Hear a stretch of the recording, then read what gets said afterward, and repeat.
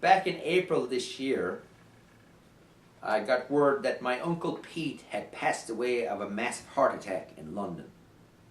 He had named me the executor of his estate. So within days, my wife Jean and I were on a British Airways flight to London.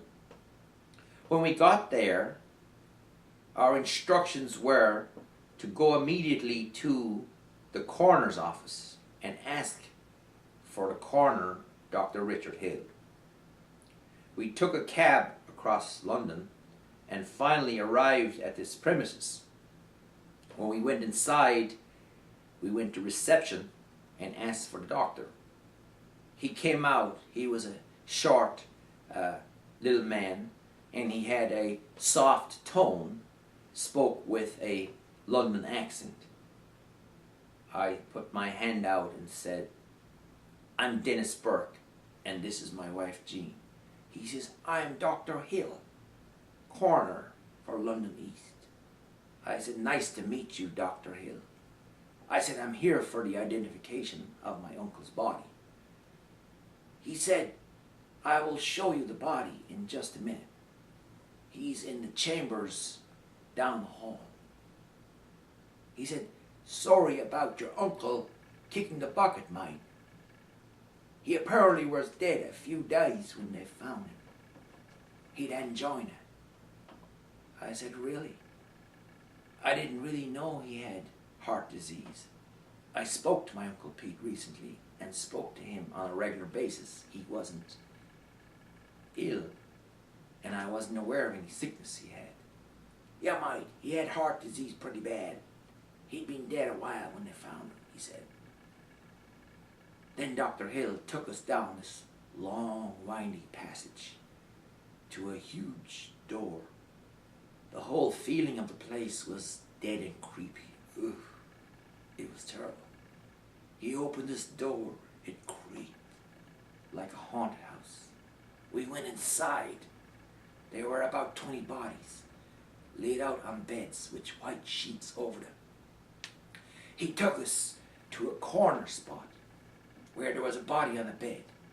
And as we got there, he put his hand on the sheets, turned his head to me, and said, "Mr. Burke,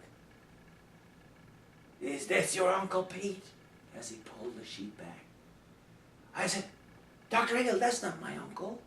That's not Pete. Where is my uncle?" He said, "He was there this morning at 8 o'clock when we came by to inspect him. But he's not there now," I said. Panic broke out. Uncle Pete, his jaw dropped. He turned white as ice. He called his assistant in. They were wondering, how could it possibly be that was my Uncle Pete's body earlier and it's not there now.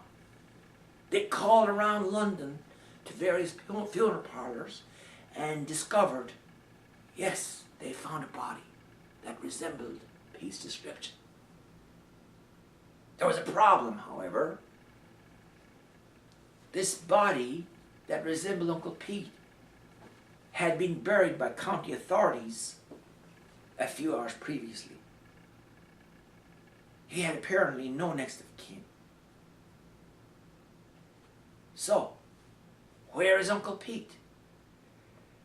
Dr. Hill was super apologetic. He said, "Mike, I am so sorry. I feel embarrassed," he says. I said, "Dr. Hill, when you and the authorities figure out where my Uncle Pete's body is, please call me. We are tired. We've been traveling all night. We need to get out of here." He said, "I understand," he says. I turned to my wife. I said, "Jean, you know, I have Pete's address in my wallet. Why don't we take a cab and go out to his estate in Wembley?" She said, "Great idea." We went outside. We flagged down a cab. We took the ride across London to Wembley. As we pulled up Pete's driveway, there were lights on everywhere in his house. There were 2 cars parked in the driveway. one a SUV and the other a Mercedes. It felt like there was someone living there, and it was all so weird. As we came right in front of his door, I said to the cab driver, "How much do I owe you, driver?"